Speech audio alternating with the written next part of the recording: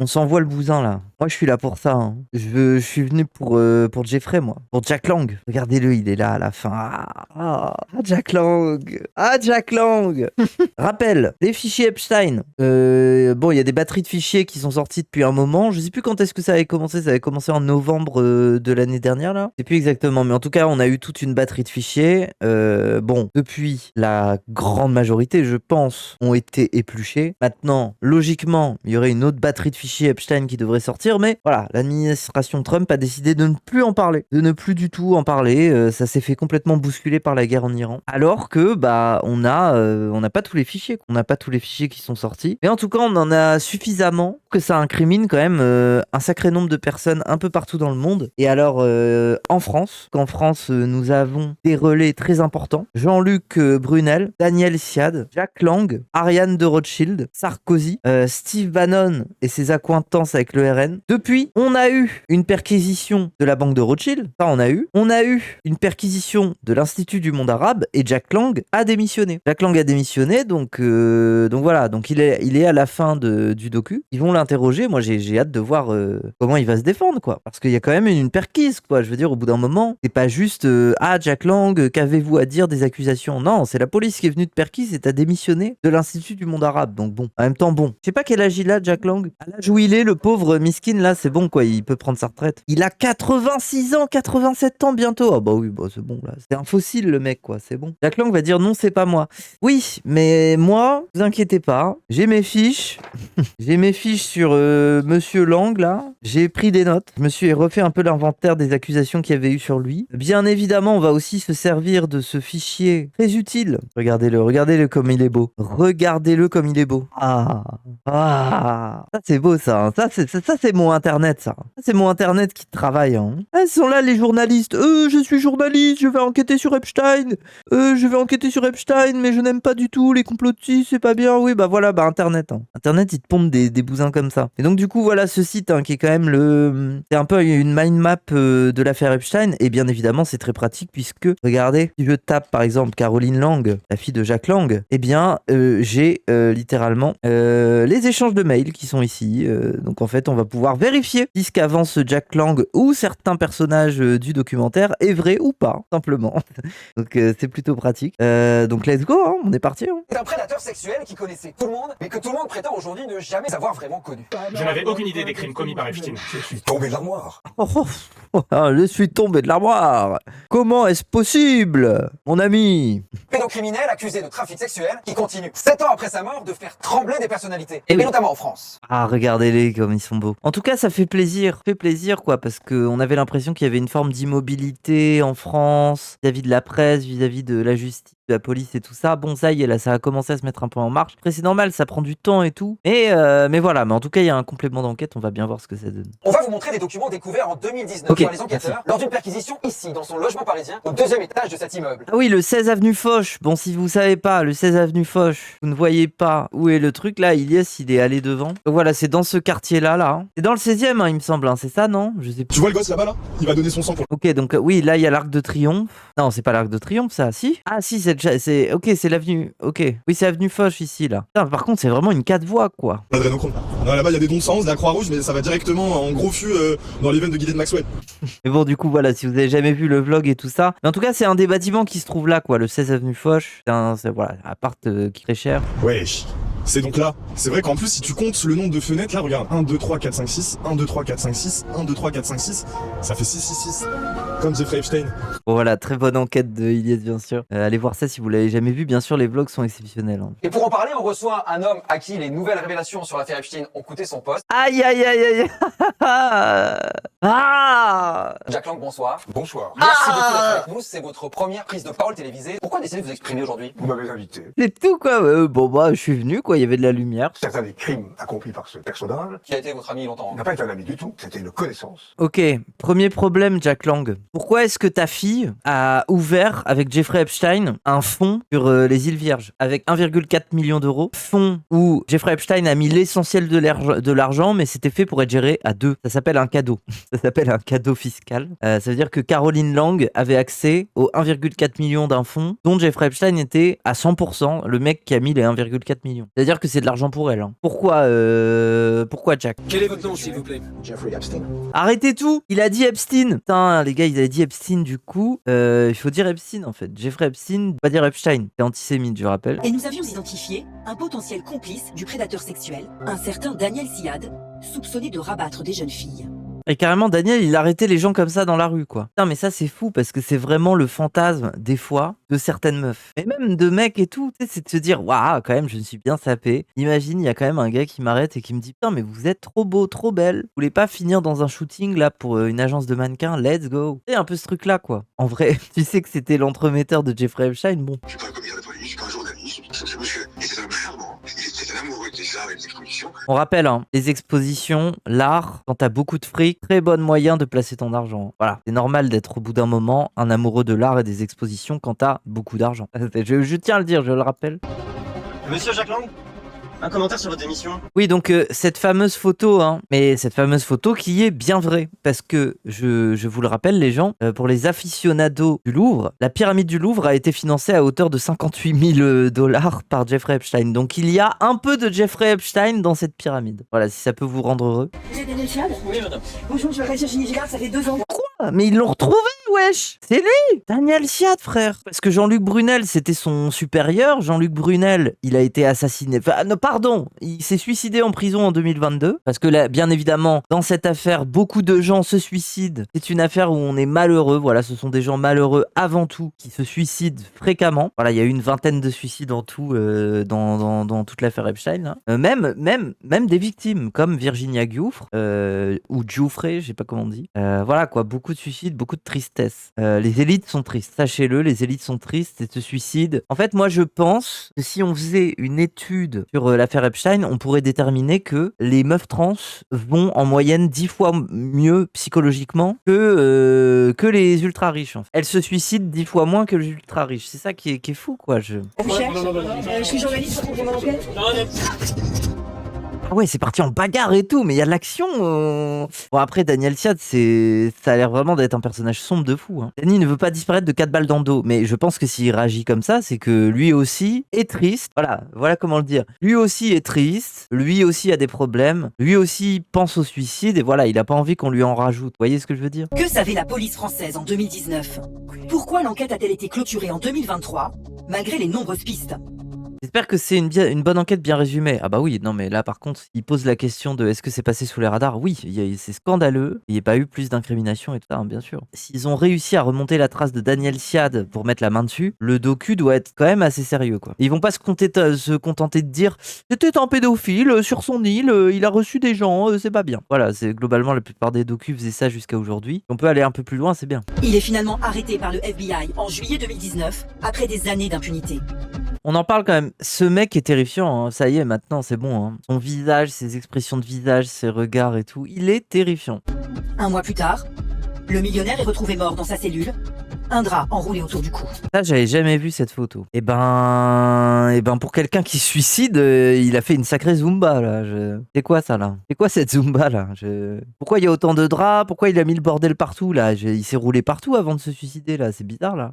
Depuis combien de temps êtes-vous attiré sexuellement par des jeunes femmes mineures? Vous plaisantez? Oh, l'acteur. Quoi? Comment ça? Il y a l'appartement parisien de Jeffrey Epstein, avenue Foch. C'est magnifique. Mais attends, il y a un jardin derrière? Ah non, c'est les fenêtres vers l'extérieur. Là, on voit la barrière et tout. Donc oui, non, ça fait face à la rue, ça. Qu'est-ce que c'est beau, bordel de merde. Désolé, c'est magnifique. Hein. Mais après, pourquoi ils ont des espèces de bouches d'égout chelous comme ça, là? On dirait on est dans un truc de tueur en série. C'est pour égorger... Enfin, limite, on a un truc d'abattoir, quoi. C'est pour égorger des vaches, là. Le sang, il coule par là. Le chauffage. Il y a un cachot en dessous. Tunnel du Hamas, je sais pas. Un palace de 740 mètres carrés, acheté en 2002. Le salon, ça commence à être fancy là. Qu'est-ce que c'est que cette merde là? C'est quoi ça là? On dirait une échelle d'acrosport là. La déco c'est toujours un problème, oui, de fou. Intérieur BDSM, non là, pas à ce point-là. Mais l'autre là, ça par contre, je suis d'accord avec vous. C'est moche, hein. On dirait une salle capitonnée. Mais selon Yael Mellul, il aurait attendu beaucoup trop longtemps avant de perquisitionner l'appartement de Jeffrey Epstein. Entre le moment où Epstein est arrêté en juillet, il va s'écouler quasiment 2 mois avant la perquisition. Et là, c'est un peu, je suis désolé, mais là, c'est un peu similaire, quoi. Entre la perquisition d'Ariane de Rothschild, l'Institut du monde arabe de Jack Lang, machin, il s'est écoulé combien de temps depuis les révélations? Au moins 4-5 mois, hein, je crois. Hein. C'est à peu près ça, hein, mais ça leur laisse le temps de maquiller leurs traces. Hein, oui, il y a vraiment ce truc c'est le temps de supprimer les preuves, quoi. Il y a ça qui est pas clair. Des preuves auraient-elles pu disparaître avant l'arrivée des policiers? Impossible de le savoir. Voici les photos de la perquisition réalisée le 23 septembre 2019. Ouais, l'intérieur colonial qui est pire que les parents de l'État, là. Qu'est-ce que c'est que cette merde? Mais en plus, c'est un immense raciste, ce mec. D'où il a je sais pas moi, un pygmée comme ça, là. C'est quoi ça? Bien évidemment, là. La statue, quoi. Elle me terrifie. La balle gratuite. Bah, pour ceux qui se rappellent, oui, l'intérieur colonial de l'État, là. La vieille ref. Et sur les murs, des photos de femmes nues très nombreuses. Toutes sont jeunes. Bon, et le documentaire floute, hein, vous m'avez dit beaucoup de femmes nues et tout. Les enquêteurs ont aussi saisi des ordinateurs, des clés USB et des CD-ROM. L'un d'eux porte la mention « confidentiel, tableau complet ». Et c'est dans Mr. Robot, ça? Une pièce inédite qui ressemble à une liste des crimes sexuels de Jeffrey Epstein. Ah, c'est la liste des 62 noms. Ah oui, ça, très intéressant. Apparemment, ce serait les 62 noms en France, du 62 noms de victimes. 10 d'entre elles sont indiquées comme étant mineures. D'autres colonnes, choquantes, indiquent contact sexuel, pénétration, rapport sexuel. Mais il faut vraiment être un malade hein, pour tout consigner. Alors, j'ai fait du sexe oral. Je lui ai léché le cul. On a mangé ensemble, on a été au ciné. Mais pour 62 noms différents. Mais... Pour cette jeune femme mineure de 17 ans, il est précisé oui dans les colonnes contact sexuel, pénétration et rapport sexuel. Moi, ce que j'ai envie de savoir, c'est est-ce qu'il a fait le putain de fichier Excel tout seul? Ou est-ce qu'il a demandé à un assistant, tu peux me faire un fichier Excel avec contact sexuel, pénétration, rapport? Qui a réalisé ce tableau et pourquoi? Les policiers français n'ont aucun moyen de le savoir. Ils constatent juste que ce fichier a été modifié pour la dernière fois le 13 juin 2007. Alors attendez, 2007. Sachant que l'affaire de Palm Beach, c'est en 2007-2008. Ok, donc là, il était un peu plus dans une forme d'impunité. Après, il commence à être un petit peu dans la merde, mais bien sûr, les relations vont continuer de bon train, hein, bien sûr. Et surtout avec des Français qui n'ont pas eu de scrupules à se dire, bon, ce mec a été condamné, mais ok. Elle n'avait que 16 ans quand, selon elle, le millionnaire américain l'a violée. Sa seule présence dans cette liste est pour elle la preuve qu'elle attendait depuis tant d'années. Ah d'accord, donc c'est pas, c'est pas seulement en France, là. Vu qu'elle vient de Palm Beach, c'est un fichier avec plusieurs victimes. Mais 62, c'est inférieur au nombre réel, je pense. Hein. Parce que le fichier s'est arrêté en 2007. Donc, en 2007, on peut imaginer qu'il avait déjà eu 62 victimes. Faire arrêter en 2019, je rappelle. C'est clair que je suis sur ce document et qu'il est indiqué que j'étais mineur. Sachant que, moi, ma théorie, c'est que les 62 victimes, c'est ses victimes. C'est-à-dire que c'est lui qui a été les chercher, c'est lui qui, tu vois, c'est son réseau. Mais moi, je pense que entre 1989 et 1998-99, avant de rencontrer Ghislaine avant de commencer à avoir des traces de faire des victimes avec Ghislaine, de faire leurs propres victimes, je pense qu'il allait juste à des soirées, notamment avec Donald Trump, où il consommait, façon de parler, il consommait, mais c'était pas ses victimes, quoi. C'était plus qu'il était dans des réseaux où ça lui en proposait, et voilà. Et après, lui, il a monté son réseau à lui. Mais du coup, je pense que là, les 62 victimes, c'est entre 1998, 99 et 2007. Donc ça s'étale sur 8 ans. Voilà, en 8 ans, 62 victimes, bon, ça donne un ordre d'idée, quoi. C'est à la fois une confirmation et un aveu. Ouais, après des aveux, il y en a 30 000, hein, mais oui. On peut pas faire plus clair, quoi. Tant mieux qu'ils archivaient tout, ça permet de les confondre. Bah ouais, mais bon. En attendant, Donald Trump n'est pas inquiété, il est toujours président. Il y a tout un tas de personnalités comme ça qui se sont juste contentées de témoigner devant le Congrès, c'est tout. Les Clinton, est-ce qu'ils sont inquiéter, non. Je veux dire, le mec de Victoria's Secret, là, je sais plus comment il s'appelle. Il a témoigné, il a eu son témoignage, si vous avez vu. Vous l'avez pas vu, cet extrait? Donc, Lex Wexner, patron de Victoria's Secret et Acromombi Fish, ami de Jeffrey Epstein, amateur de la technique du compromat, selon Tao Khan, lié à la CIA, notamment les avions qui ont pu servir pour l'entreprise de Victoria's Secret sont des avions qui auraient aussi servi à transporter des armes pour armer des fractions anti-révolutionnaires dans certains pays d'Amérique du Sud, etc., etc. Bref, un mec mouillé jusqu'au cou qui témoigne accompagné de son avocat. Et attendez, si vous n'avez pas vu que cet extrait-là, c'est magnifique.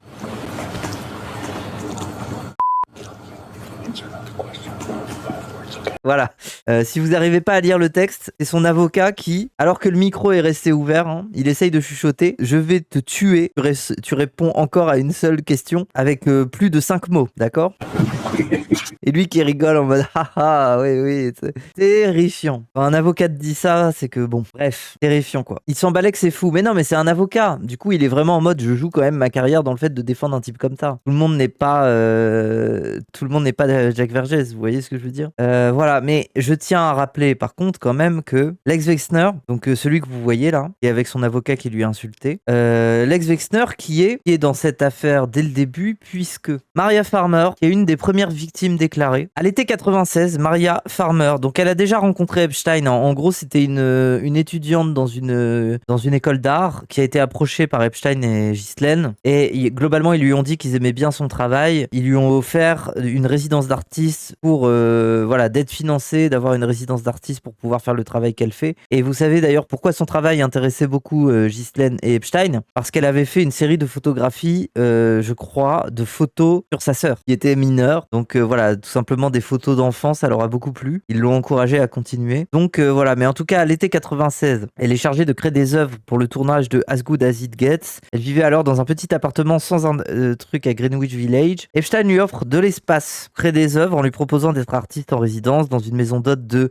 quasiment 1000 m² dans la propriété des Wexner. En mai 96, Maria se rend à la propriété des Wexner dans l'Ohio. Donc l'ex Wexner, on rappelle, le mec qu'on a vu qui était interviewé. Dans un camion de location transportant son matériel artistique. La propriété est spacieuse, Farmer est perturbée. Elle apprend après son arrivée que la maison est gardée par un personnel de sécurité sous les ordres de Wexner et qu'elle doit téléphoner à l'épouse de Wexner pour obtenir la permission de quitter la maison. Ok, c'est terrifiant. Elle a déclaré qu'Epstein et Maxwell sont venus dans cette propriété dans l'Ohio et qu'ils l'ont agressée sexuellement. Elle a alors réussi à s'échapper dans une autre partie de la maison et s'est barricadée à l'intérieur en poussant des meubles contre la porte. Elle a contacté des membres de sa famille et son mentor artistique Eric Fischl qui ont contacté les autorités. Les agents de sécurité de la propriété lui ont dit qu'elle ne pouvait pas partir et l'ont retenue contre son gré pendant 12 heures. Elle a été séquestrée, ouais. Farmer a finalement pu quitter les lieux quand son père est arrivé, après avoir conduit du Kentucky à l'Ohio pour la récupérer. Ça fait une trotte. Hein. Ce même été, un peu plus tard, Farmer a appris que sa sœur cadette, Annie Farmer, avait aussi été agressée par Epstein lorsqu'Annie lui avait rendu visite à son ranch Zorro au Nouveau-Mexique. Donc sa petite sœur a aussi été agressée. C'est terrible, hein. Et voilà, donc ils avaient parlé à Vicky Ward de Vanity Fair et tout ça, qui est une meuf qui tourne beaucoup. Enfin, c'est un peu la journaliste de Vanity Fair qui a beaucoup traité l'affaire. Si vous lisez un peu la vie de Maria Farmer, c'est terrifiant. Hein. Globalement, elle s'est planquée sous fausse identité. Elle était poursuivie par Epstein et Maxwell. Elle avait peur pour sa vie. Du coup, elle s'est juste cachée. Et je crois qu'elle a vécu 16 ans sous une fausse identité. Elle a dû déménager et tout. Voilà. Et c'est ce genre de truc. Mais tout ça pour vous dire que là, on est dans une affaire qui date donc du coup de l'été 96. Et à peu près le début des magouilles connues de Epstein et Ghislaine. Hein, c'est ce que je vous avais dit. Dès 89, il est en relation avec Donald Trump et tout. Il est dans des trucs comme ça. Mais par contre, c'est à la fin des années 86. Moi, j'avais dit 98, mais là, c'est plus 96. C'est à la fin des années 90 qu'il commence à être actif. En tout cas, Maria Farmer est la première personne qui va aller voir la police pour obtenir de l'aide. Et d'ailleurs, elle va pas du tout être écoutée. Elle a appelé le département de police de la ville de New York et le FBI. Elle a signalé l'agression. Les autorités n'ont pas pris de mesures contre l'agression. La police de New York a fait un rapport sur le vol des œuvres d'art de Farmer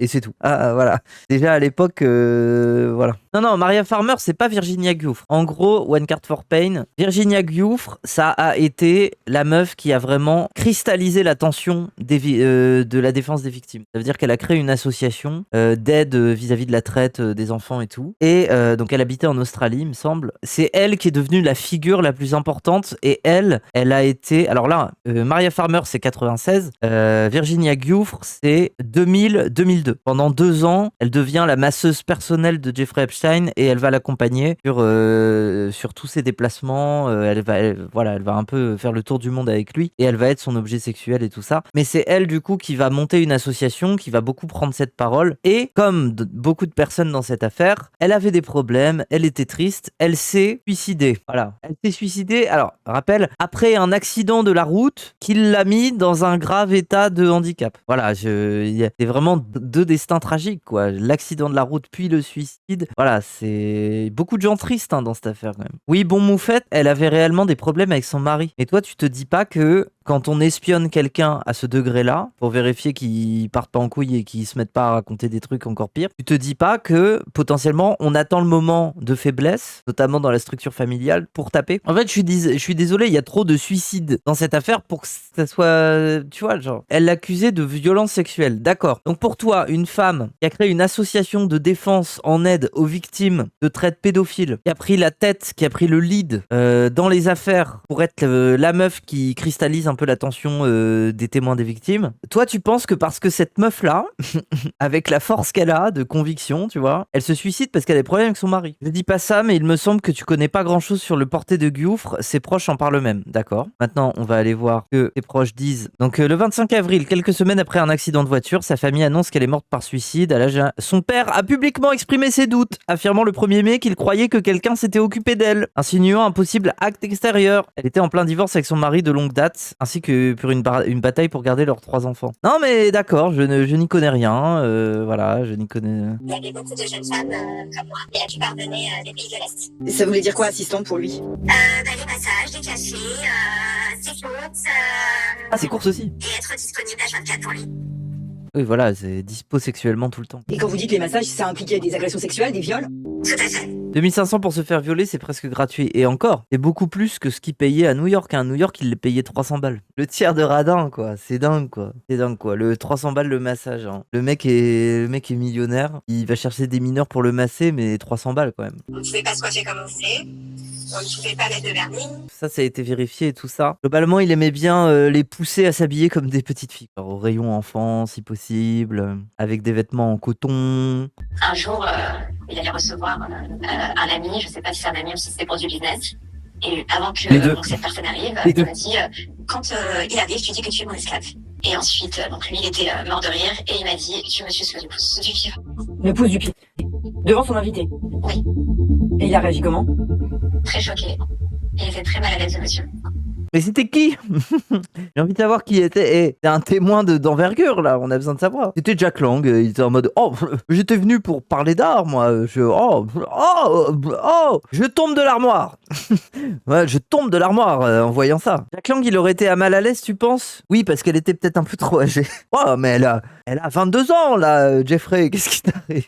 Elle mettait en cause un autre homme qui n'a pas été inquiété par la police à l'époque. Un certain Daniel Siad. Aïe, aïe, aïe, aïe, aïe, aïe. Lui, c'est vraiment le personnage sur lequel j'ai fait moins de recherches, qui est un peu plus l'homme de l'ombre. Bon, en gros, il y a Jean-Luc Brunel, qui est un peu un personnage, assez important. Rappelle le mec qui dirigeait une agence de mannequinat, qui a été accusé, qui s'est barré à New York, qui a créé MC2, qui était une couverture pour faire de la prostitution. Voilà, ça, on sait que c'est vraiment son pote, Jean-Luc Brunel. C'est son pote de toujours, avec qui il a fait des magouilles et tout ça. Mais par contre, Jean-Luc Brunel avait un associé, un homme de l'ombre, qui s'appelait Daniel Siad. Et Daniel Siad semble être un entremetteur, en tout cas un chasseur de tête. Ça veut dire quelqu'un qui va trouver des filles, qui va les démarcher pour qu'elles deviennent mannequins, et puis voilà, globalement, qui les fait rentrer dans ce réseau très sombre. Qui est Daniel Siad, en fait? Qui est ce mec? Bonne question, quoi, genre, c'est... Il y a 2 ans, nous l'avions déjà identifié lors de notre enquête, et avions sauvegardé ses photos postées sur son compte Facebook, toutes supprimées depuis.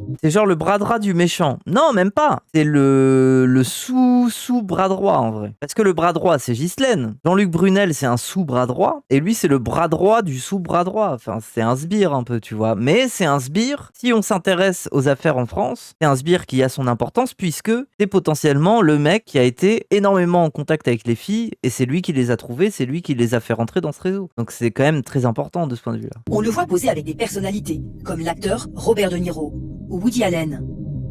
Ici avec Jean-Marie Le Pen. Ouais, plot twist. Jean-Marie, au secours. Oui. Ou encore à la montagne. Il a toujours cette tête de con, hein. Il est en mode ah ah, c'est dingue, hein. Benjamin de Rothschild. Ah oui, le Rothschild, hein. Il se présente tantôt photographe de mode, gestionnaire de patrimoine pour les ultra-riches, ou commercial dans une société qui vend des bunkers à 300 millions d'euros pour se préparer à la fin du monde. Tout est connecté, c'est une folie. Ce mec-là est dans une agence de bunkers, ok. Nous avions aussi retrouvé une Française qui affirme avoir été recrutée en pleine rue par Daniel Siad et envoyée chez Jeffrey Epstein. Daniel Siad lui envoie un billet pour New York et lui indique une adresse, celle de Jeffrey Epstein.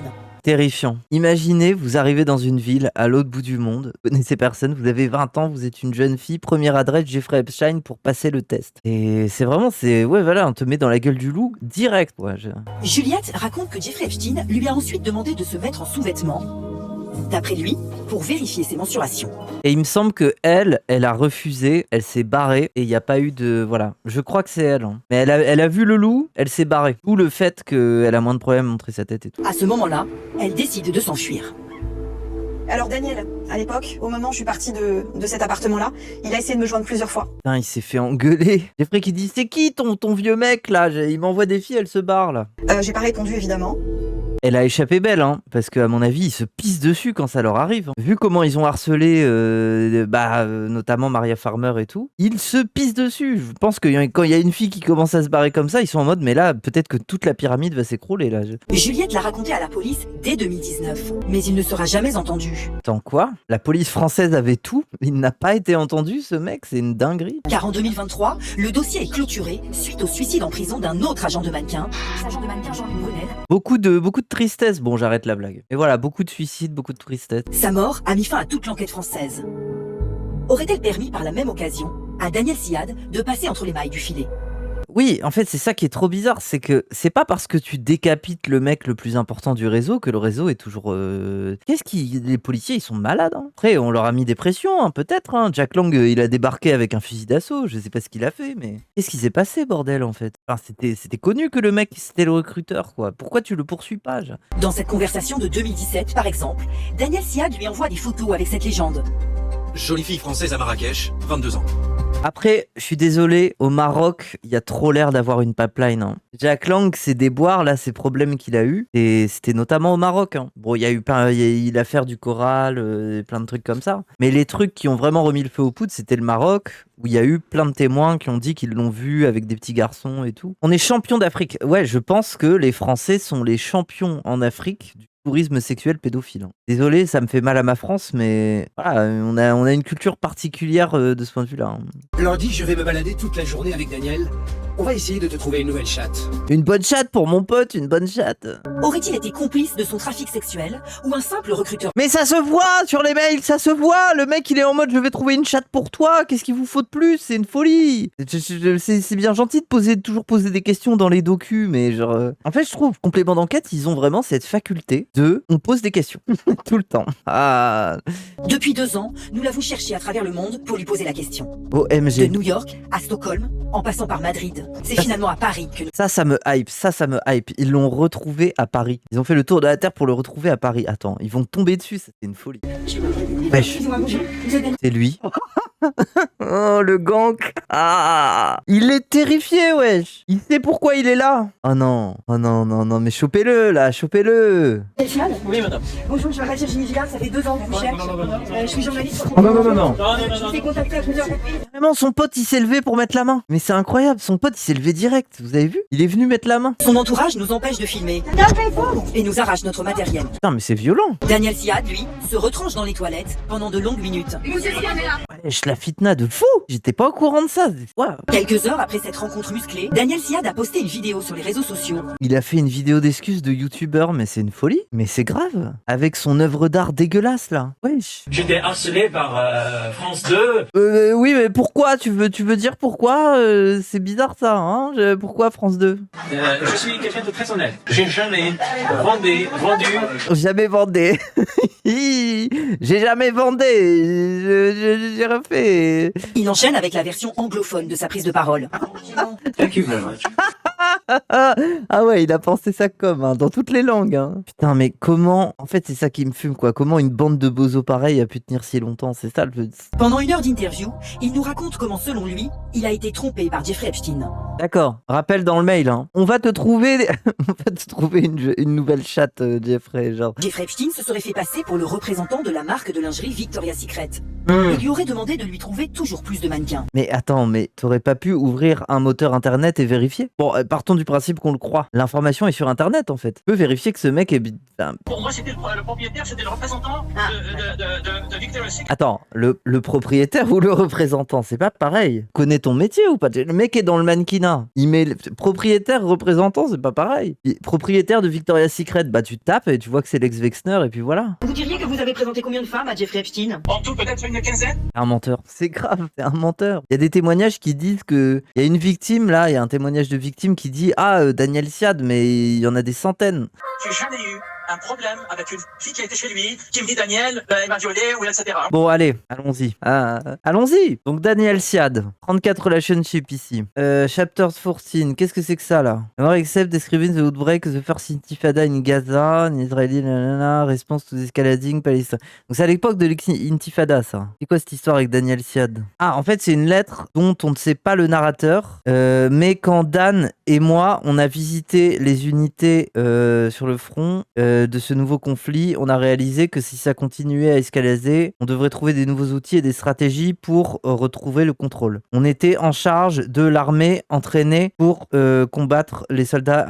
Ok, donc déjà il est dans des bails de Intifada Palestine, là, ok, d'accord. Voilà, là on a un petit échange là. De la part de Jeffrey Epstein à Daniel Siad, Tigran a le meilleur goût à côté de toi. Je suis très heureux de le rencontrer. Il avait une fille appelée Nana à Paris, qu'il avait, à qui il a dit plein de choses à propos de moi. Réponse de Daniel Siad. Un grand ami à moi a loué une grande maison à Ibiza et j'ai invité plein de filles de Russie, que des mannequins. Ils feront un shooting avec plusieurs magazines. Et un Grace Group nommé Tigran used to scout for Trump. Donc déjà, il est au courant des gens qui scoutent for Trump. Alors Trump aimait bien le mannequinat et tout, hein. Mais il me semble pas que Trump, lui, se présente comme un agent de mannequin. Comment ça se fait que déjà, il se pose pas des questions de quelqu'un qui scoute for Trump, tu vois, déjà. Oui, voilà, scout for Trump, déjà, la phrase fait peur. Mais il ne travaille plus pour lui. Il vient avec 12 filles le premier week-end nana, de juillet. Et ensuite, 13 autres le second nana. Il serait très heureux de te rencontrer. Je viens juste d'appeler Jean-Luc, donc Jean-Luc Brunel, pour voir avec lui si il pouvait venir, et ça serait très bien de créer ce nouveau réseau pour MC2. Donc déjà, il est très au fait de MC2. MC2 qui était un peu une couverture de Jean-Luc Brunel pour trouver des mannequins et donc des prostituées. Laisse-moi, nanana, si tu peux passer du temps avec nous, mes amitiés, nanana. Voilà. Et ici, on a ce truc-là. Encore un autre truc, là. Alors, de la part de Daniel Siad à Jeffrey, l'autre fille s'appelle Anastasia Kunetsova. Daniel Siad a écrit: est-ce que tu peux m'appeler? Je suis avec Tigran. Il aimerait te rencontrer. Il est avec 8 filles. Il voudrait construire une relation avec toi. Tu peux venir à Ibiza. On a une grande maison. Putain, mais on dirait le même mail, mais c'est pas le même. On dirait il le spam limite. Il y a vraiment des top modèles génial. De la part de Daniel Siad, est-ce que tu peux venir à Ibiza? Tigran est avec 5 filles à Paris et est-ce que tu peux nous envoyer des tickets pour qu'on vienne? Elles viennent de Barcelone, je crois. Ça serait bien que tu nous arranges des tickets pour Paris. Mais du coup, il y a une sorte de prise de conscience du monde du mannequinat, français ou pas, à ta connaissance depuis ces révélations. Mais bien avant ça, il y a eu des tas d'histoires. Il y a eu des tas d'histoires sur le monde du mannequinat. On avait regardé là récemment, comment elle s'appelle la fille là, une des mannequins très connue, qui avait parlé qu'elle s'était fait violer quand elle était très jeune et tout. Non, mais c'est un truc qui arrive très souvent, hein. En fait, déjà, Jean-Luc Brunel, avant de servir Epstein, il avait été accusé de viol. Karen Mulder, voilà. Karen Mulder, par exemple, c'est une fille qui a témoigné témoigné et qui est... Si vous voyez pas l'histoire de Karen Mulder, elle était carrément en mode il y a un complot autour de moi. En fait, personne l'a cru à l'époque. Elle est allée chez Ardisson et elle a voulu témoigner, mais le truc est jamais paru. Tout le monde l'a trouvée folle et elle était vraiment en mode on dirait qu'il y a un complot autour de moi. Mon père est au courant. On a abusé de moi quand j'étais gosse et tout, tu vois. Oui, ils l'ont même interné et tout. Interné, t'es sûr? Je me demandais si ces affaires ont des conséquences en termes de fonctionnement interne ou autre. De fonctionnement interne de quoi et de qui? Les emails, attendez. Ah ouais, il y a un summary, c'est bien ça. Les emails datés de 2019 proviennent directement de ces dossiers. Dans ce dossiade, décrit la recherche de mannequins dans des petits villages en Slovaquie. Mentionne 45 mannequins qui attendent dans des endroits comme Cracovie, Budapest. Demande de l'argent, pas moins de 4000 pour couvrir les frais. Inviter les parents à déjeuner café et payer les filles qui l'attendent. Note qu'il enverra un rapport complet dans chaque ville. Et utilise un appareil photo pour un vrai repérage. Promet à Epstein une grande surprise à Paris. Je suis désolé au bout d'un moment qu'il aille se faire foutre, quoi. Daniel Siad les approche en disant que elles ont quelque chose, qu'il peut les aider à construire leur carrière et rapidement va les mettre en relation avec différents individus qu'il présente comme soit des directeurs d'agences de mannequins, soit des personnes influentes. Qui par pitié, qui? En fait, c'est bien de se concentrer sur eux, mais bordel de... En fait, je sais que la presse, il y a une enquête et du coup, ils veulent pas... Si ça tombe, ils ont les noms, mais ils veulent pas le dire. Mais on parle de qui quand on parle de personnes influentes? À mon avis, c'est des Français. Il y en a plein. Je veux savoir, en fait. Est-ce que c'est Depardieu? Est-ce que c'est Jack Lang? Est-ce que c'est les autres, là, qui ont été incriminés avec Jack Lang à l'époque? Je sais pas. Daniel Siad conteste toutes les accusations portées contre lui et a demandé à être entendu par la justice. DSK, c'est grave possible. En 2019, le père Le Pen. Les enquêteurs seraient-ils passés à côté d'un acteur clé de l'affaire Epstein? Franchement, la photo Daniel Siad, le père Le Pen, je ne m'y attendais pas. Hein. Mais c'est vrai que, ouais, du coup, ça ouvre une nouvelle piste avec le Rassemblement National. Hein. Pas seulement Steve Bannon et financement. Peut-être que père Le Pen, voilà. Pour soupçon de blanchiment de fraude fiscale, le parquet national financier enquête notamment sur l'ex-ministre de la Culture, Jack Lang. Oh, mais il est là! Jack Lang! Oh my god! Ah, moi, j'aimerais que ma compagne me regarde comme Jeffrey regarde Jack. Hein. Son nom apparaît plus de 600 fois dans la base de données des autorités américaines. C'est fini, Jack Lang! C'est fini! Sur cette photo datée de 2013, elle pose à Versailles en compagnie de Jeffrey Epstein, avec Woody Allen. C'est fini! Allez, c'est bon. Comme cette invitation lancée par Jack Lang à Jeffrey Epstein. Je dois assister à une représentation de West Side Story. J'ai 2 tickets. Tu veux venir avec moi? J'ai 2 tickets. Je vais pas proposer à mon pote, je vais pas proposer à ma femme. Non, avec toi, Jeffrey. Avec toi. Une visite à l'Institut du monde arabe aurait réuni en mars 2013 Jeffrey Epstein, Jack Lang, mais aussi l'agent de mannequin Jean-Luc Brunel. C'est bon, arrêtez tout. Stop the count, stop the enquête. C'est bon là, chopez-le. Quand j'ai appris les crimes abominables commis par lui, je suis tombé de l'armoire.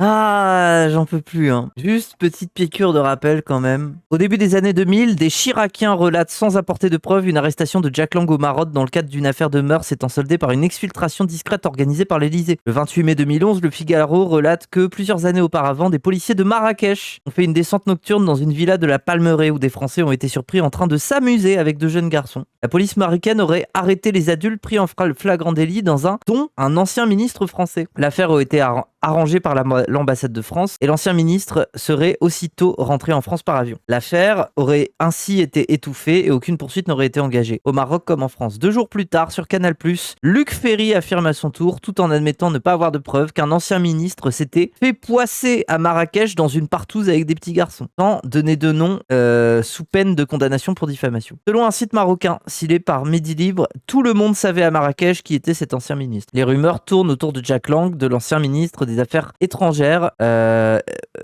Douste Blazy. Les carnets d'Yves Bertrand, saisis par la justice en marge de l'affaire Clearstream, beaucoup Denis, précise Lang à la Mamounia en novembre 2001 s'est tapé des petits garçons. Ça fait beaucoup, hein. En 2011, Le Parisien révèle que plusieurs témoins présents au Maroc sont venus étayer ces déclarations de pédophilie, mais sans que le nom de Jack Lang ne soit cité. Entendu par les policiers, Luc Ferry dit avoir eu connaissance de cette histoire à son entrée au gouvernement en 2002. Un journaliste de France Télévisions évoque l'existence d'une dépêche AFP, selon lui rapidement retirée, faisant état de l'arrestation de Jack Lang dans un riad, mais aucune trace d'une telle dépêche n'a été retrouvée par les policiers. En novembre 2012, Lang, entendu comme témoin par la brigade de protection des mineurs, parle d'une histoire à dormir debout. Mais voilà, il est tombé de l'armoire, il a dormi debout, il a tout fait. Le magazine VSD rapporte que les rumeurs de fêtes pédophiles à Marrakech sont confirmées par un prêtre français, dont les informateurs seraient des Marocains de conditions modestes. Les faits se seraient produits à la Villa Majorelle d'Yves Saint-Laurent, où Jack Lang était régulièrement invité. Finalement, le nom du ministre évoqué impliqué n'a pas été relevé publiquement et l'affaire sera classée sans suite. Et oui, et après il y a la fameuse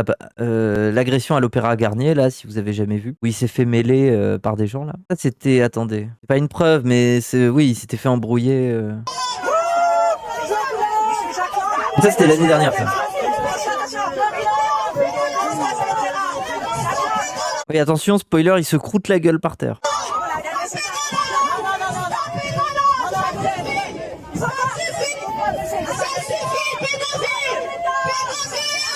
Bon voilà, il y a quand même des gens sur son dos depuis un moment, quoi. Sous pression, il démissionne de l'Institut du monde arabe, qu'il présidait depuis 13 ans.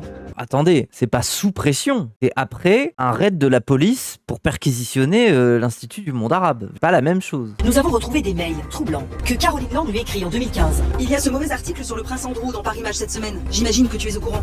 Ah ouais? Donc ils sont au courant qu'il y a une connexion avec le prince Andrew en plus de ça? Caroline Lang écrit à Jeffrey Epstein alors qu'aux États-Unis, ses ennuis judiciaires sont relatés dans les journaux.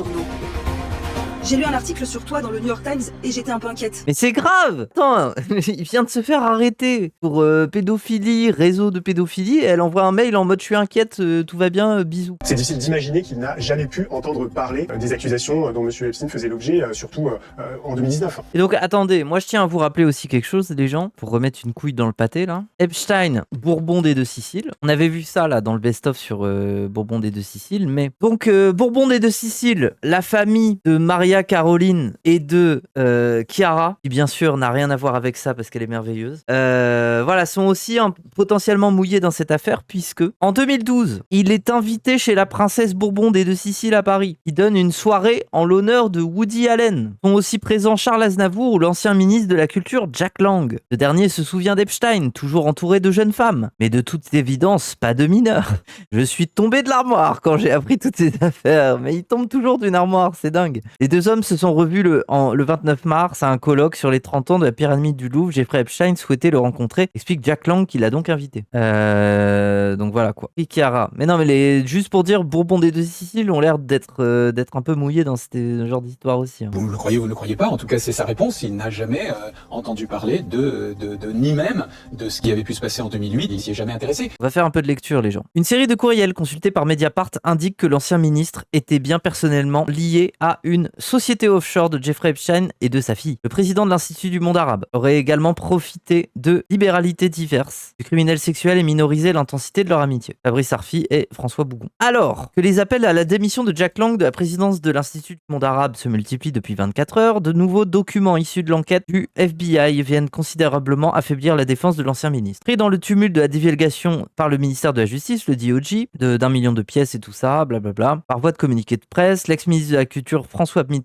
l'ex-ministre de la Culture de François Mitterrand s'est défendu d'avoir un lien quelconque avec une société offshore créditée de plus d'1 million d'euros, détenue par sa fille et Jeffrey Epstein, dans un paradis fiscal et non déclaré à l'administration française. Bon, c'est plus qu'une simple connaissance déjà. Quand t'as 1 million d'euros sur un compte offshore à deux, là. Lang a également assuré que le prédateur sexuel dont il affirme ne pas avoir été informé des crimes n'a jamais été un ami. Et enfin, il a juré n'avoir fait aucune affaire avec l'États-Unien ni avoir profité de libéralités compromettantes de sa part. Il n'a jamais touché un centime de Jeffrey Epstein. Ces affirmations sont aujourd'hui ébranlées par une série de documents. Le premier, peut-être le plus embarrassant sur le plan financier, remonte à 2018, soit 10 ans après une première condamnation de Jeffrey Epstein pour la prostitution de mineurs et 3 ans après la révélation de nouveaux crimes sexuels par des victimes.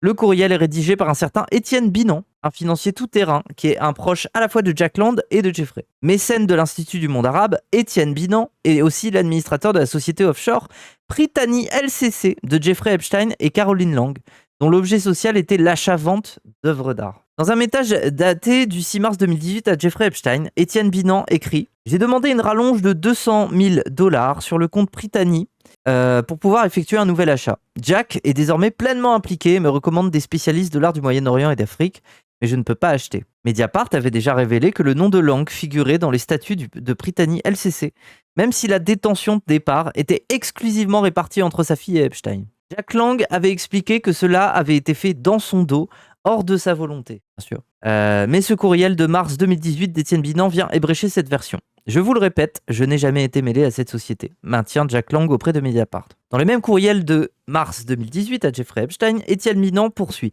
Nous avons plusieurs mois de retard sur ma mission de conseil et j'ai également besoin de Darren, me recommande une entreprise pour la facturation concernant les services de voiture de Jack. Ça parle aussi de chauffeur et tout, quoi. Cela laisse donc clairement supposer que Jeffrey Epstein, par l'intermédiaire de Brittany et ou de son administrateur, a pris la charge des déplacements de Jack Lang en France. C'est vraiment une relation...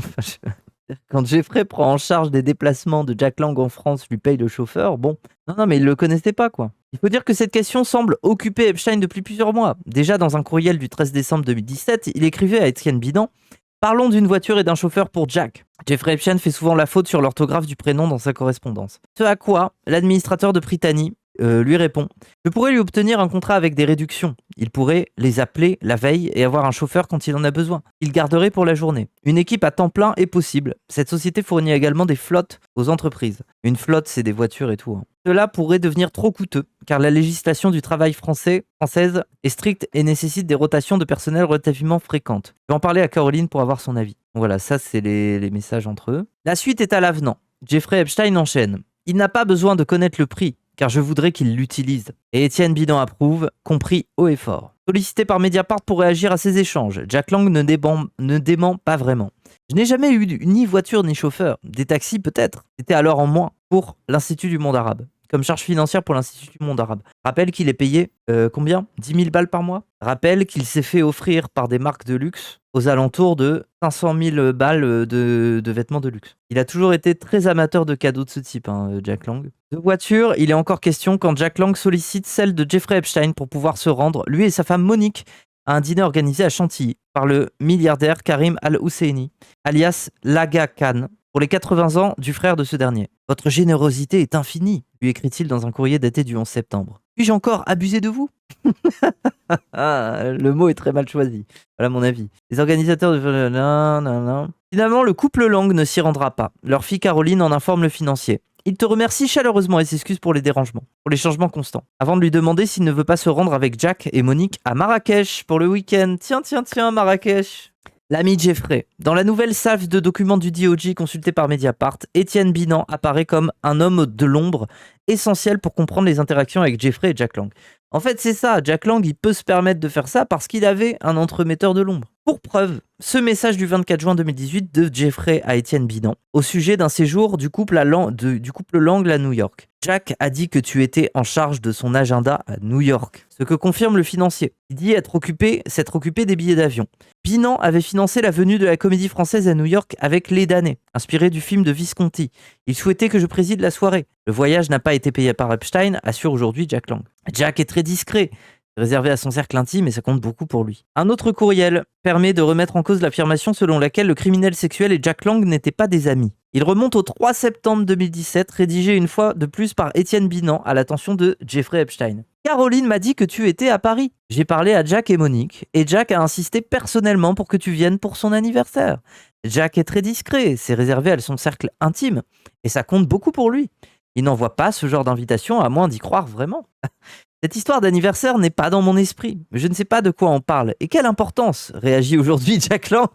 Ah, mais c'est pas important, j'ai oublié. Dont l'anniversaire est bien début septembre. Il est né le 2 septembre. Quelques mois plus tard, le 28 janvier 2018, Étienne Bidan signe un nouveau courriel destiné à Jeffrey Epstein. Je viens de signer les papiers pour l'avantage offert à Jack et Monique. Ils sont ravis et impatients de commencer. Il n'a pas été possible à ce stade de comprendre quel est l'avantage précis dont il était question. Les documents consultés jusqu'à présent par Mediapart dans les archives du DOJ ne laissent pas supposer de participation de Jack Lang dans les crimes de Jeffrey Epstein. Mais l'accumulation des liens d'intérêt, des financements, de l'amitié et la complaisance vis-à-vis des faits reprochés aux célèbres financiers qui fait trembler l'Amérique ont fini par placer l'ancien ministre français en grande vulnérabilité. Jack Lang, lui, s'y refuse. Il s'est envolé mercredi 4 février pour Marrakech. Je suis invité à participer à l'inauguration de la foire d'art contemporain marocain et africain. Nous lançons cette année à Lima un prix d'art contemporain en liaison avec le Maroc. Le Quai d'Orsay a annoncé dans la soirée de jeudi que le président de Lima allait être convoqué dimanche au ministère des Affaires étrangères. L'entourage d'Emmanuel Macron a pour sa part fait savoir à l'AFP que l'Élysée et Matignon ont demandé au ministre concerné de convoquer Jack Lang et de lui demander de penser à l'institution. Lima est en effet sous la tutelle des ministres des Affaires étrangères et de la Culture. Et voilà, et donc ensuite, il a démissionné. Et voilà, c'est bien. Petit inventaire quand même, petit inventaire des liens. Je veux dire, quand on a un compte offshore avec 1 million d'euros au nom de la fille de Jack Lang et de Jeffrey, je pense qu'on peut pas faire plus connivence, tu vois. Il y a ce vol dans son jet destination Marrakech qui semble avoir ravi Jack Lang. Votre amitié, l'incroyable avion et votre extraordinaire générosité nous ont vraiment touchés. Ouais, mais lui, il habite davantage. C'est la femme de Jack Lang, Monique, qui sollicite Jeffrey Epstein pour boucler le financement d'un film en hommage à leur fille cadette, Valérie, comédienne décédée d'un cancer. Une famille de mendiants. Non, mais quand tu travailles dans la culture, c'est normal d'être entouré de riches donateurs et de les solliciter. Là, pour le coup, voilà. Après, le donateur en question est Jeffrey Epstein, c'est ça le problème. Mais c'est pas une pratique très sensationnelle. Hein. Jack Lang demande à Epstein de financer un deuxième film, cette fois consacré à lui-même. C'est grave, quoi. Soit c'est sa fille, soit c'est lui-même. Ce film, à la gloire de Jack Lang, n'a jamais été diffusé. Nous avons pu le voir en exclusivité. Rappelle que Jack Lang, s'il s'était pas fait corner par Manuel Valls et des hauts secrétaires là du PS, il y a un monde où il gagnait la primaire du PS et il était candidat et peut-être même on aurait eu Jack Lang comme président. Hein. Voilà, je dis juste qu'il y a eu une timeline qui ne s'est pas réalisée mais où potentiellement ce mec-là était potentiellement le président. Enfin bref. Oui, ça a été la seule utilité de Manuel Valls et sans s'en rendre compte d'avoir essayé de corneriser ce mec. Encore plus étonnant, dans son testament rédigé 2 jours avant sa mort, Epstein lègue 5 millions de dollars à Caroline Lang. Quoi ? Mais ça, je savais pas, wesh. Il achète de l'influence, je pense que ça veut dire qu'il était un relais d'influence pour lui en France dans le milieu culturel. Jack Lang a toujours été un immense carnet d'adresses pour les gens. Genre, par exemple, il a été, comment on dit, conseiller spécial de Ségolène Royal durant sa campagne présidentielle. En fait, quand tu as Jack Lang avec toi, tu as d'un coup un carnet d'adresses qui s'étoffe, tu vois. Souvent, il sert à ça, Jack Lang. Il est vraiment en connexion avec plein de gens, dans le milieu de la culture, mais pas que. Ah, 3 ans après la clôture de la première enquête, j'ai trop hâte. On y arrive, les gens.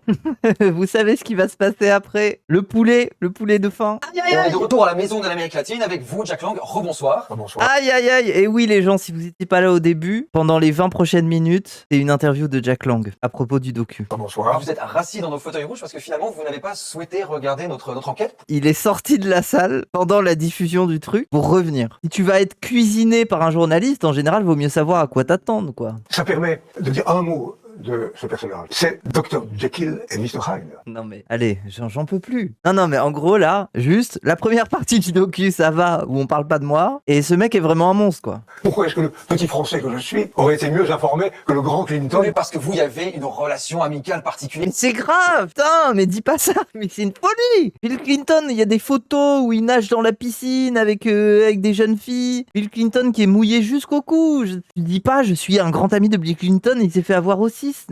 Tout le monde s'est fait avoir dans cette histoire. Ce n'était pas un ami, c'était une connaissance. Je l'ai connu grâce Woody Allen. Woody Allen. Oui, bon, bah ça ne t'aide pas non plus, ça n'allège pas ton cas, en fait. Woody Allen, qui, je le rappelle, est aussi... Woody Allen, lui, il a admis avoir baisé avec sa fille, des trucs comme ça. Oui, Woody Allen qui est mouillé aussi jusqu'au cou. Jack a personnellement insisté pour que tu viennes à son anniversaire, c'est réservé à son cercle d'amis proches, et ça compte beaucoup pour lui. Il n'envoie ce genre d'invitation que s'il le pense vraiment, a priori. Mais c'est trop... En fait, là, c'est grave. Je peux pas te défendre à ce stade, genre. Monsieur Epstein est libre d'écrire ce qu'il veut. Mais là, c'est pas Epstein. C'est ton homme de l'ombre, c'est ton entremetteur. C'était un mec qui était mécène de l'Institut du monde arabe. Tu le connaissais personnellement. C'est pas Jeffrey, mais qu'est-ce qu'il raconte, là? C'est même pas... Et vous avez reconnu avoir déjeuné au moins une fois chez lui, on a vu... Reconnu, mais c'est pas un crime. Non, en tout cas, reconnu, c'est pas un crime. On a vu... déjeuner chez quelqu'un. Mais en fait, là, c'est trop grave. Il est trop sur la défensive. Il laisse même pas le journaliste s'en placer une. Et vraiment, il se rend pas compte, en fait, que c'est trop incriminant. Genre, il l'attaque direct. Genre. On voit là, dans ce salon, toutes ces photos... Dans le salon! C'est pas dans une pièce de massage. C'est dans le salon qu'il y avait ces putains de photos. Femmes nues, des photos de petites filles, également. Regarde ces photos de fous, frère. Il y a des fesses, des seins, il y a tout, là. Pourquoi doutez-vous de ma parole? J'ai été invité une fois chez lui. Traduction bourgeois, j'ai envie de vous insulter. Je reste correct avec vous. J'ai envie de vous insulter parce que là, je suis dans la merde. Je sais pas pourquoi vous insistez sur des choses aussi mineures et aussi... C'est pas mineur, c'est une question qui se pose aujourd'hui. C'est des choses un peu mineures, là. C'est le sujet. C'est le sujet, Jack. Concentre-toi. Votre fille, en revanche, Caroline Lang, a reconnu l'avoir su dès 2015. Je rappelle qu'il était très ami aussi avec Depardieu. Il s'aimait bien, quoi. Sans Depardieu, bon, il suffit d'aller sur un tournage pour voir que ça se passe pas très bien, quoi. Pourquoi elle ne vous alerte pas? Oh, j'en sais rien. Interrogez-la. J'en sais rien. Mais il est en train de jeter sa propre fille sous le bus, là. Il en est à ce stade, quoi. Non, mais interrogez-la, allez la choper. Écoutez, excusez-moi, interrogez vos collègues journalistes. Pourquoi ont-ils été silencieux sur les crimes sexuels d'Epstein jusqu'à son arrêt? Pour le coup, le travail a été fait. Non, mais attends, on peut pas accuser les médias quand on a vu aussi que c'est la justice et la police qui a juste rien fait. Bah, il a pas tort, oui, mais avant 2019, c'était un peu plus compliqué. Enfin, je veux dire, c'était niche, quoi. Il y a eu les trucs en 2015 et tout, mais c'est tout, quoi. Il y avait pas grand-chose en soi. Mais c'est vrai qu'il y a eu une immobilité des médias, mais avant tout, une immobilité de la police et de la justice. Je pense que c'est déjà ça, tu vois. On est en janvier 2018. À l'époque, vous allez sur le plateau de nos collègues de Quotidien pour défendre Woody Allen, qui est lui aussi.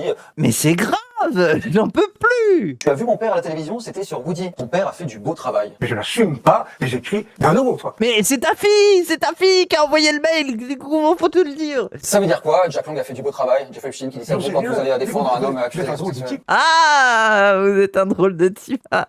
Mais en fait, il a envie d'en découdre, là, il a envie de se battre. Hein. 87 ans, hein, le boug. Hein. Il va te mordre, hein. Il va t'attaquer, là. Woody Allen est un immense cinéaste. Je le soutiens. L'histoire concernant Woody Allen n'est pas éclaircie. Woody Allen, donc ça c'est 2021. Les accusations d'agression sexuelle ressurgissent dans le documentaire Allen versus Farrow. Woody Allen est une fois de plus sur le devant de la scène. Les accusations d'agression sexuelle sur sa fille adoptive, Dylan, refont surface à l'occasion de la sortie du documentaire en 4 épisodes Allen versus Farrow.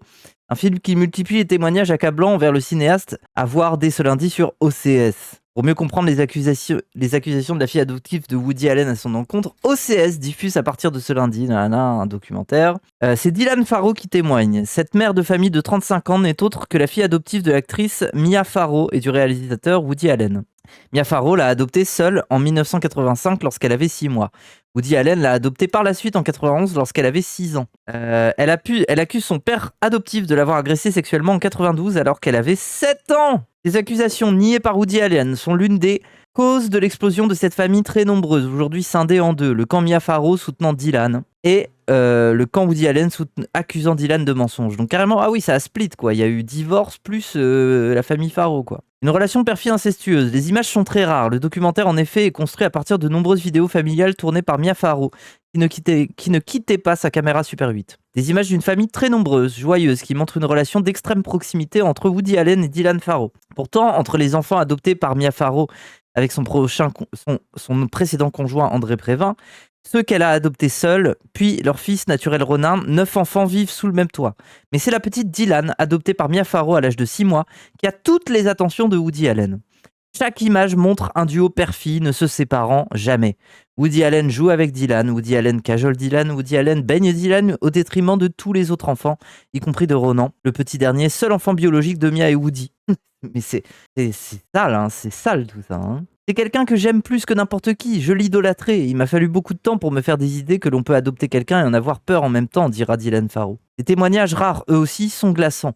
2 amis très proches des enfants à l'époque décrivent des scènes très dérangeantes. Woody Allen mettant de la crème solaire sur le corps de Dylan, y compris lentement entre les fesses. Woody Allen en sous-vêtements sortant du lit de Dylan. Woody en slip mettant sa tête entre les genoux de la fillette. Dylan qui ne jouait pas avec les autres enfants quand il était là car il l'accaparait. Dylan, elle, a eu cette phrase terrible « Il me pourchassait ». Mia Farrow témoigne également, tout comme son fils devenu célèbre, le journaliste Ronan Farrow, qui a notamment participé aux révélations sur l'affaire Weinstein. Ils décrivent une enfant qui se replie petit à petit sur elle-même, devient timide, en retrait, très craintive. Après, Dylan, lui aussi, suit une thérapie. Bon voilà, on s'en branle. Les déflagrations, les photos pornographistes de Soon-Hee. Mia Farrow raconte ensuite ce jour-là, dans l'appartement de Woody Allen. Elle tombe sur un parquet de photos pornographiques. Des photos dignes de Huster, trop hard pour Playboy, selon Mia Farrow, sont des photos de l'une de ses filles, Soon-Hee, 21 ans. Elle est la fille adoptive de Mia Farrow et du musicien André Prévin. Woody Allen reconnaît alors être amoureux de Soon-Hee,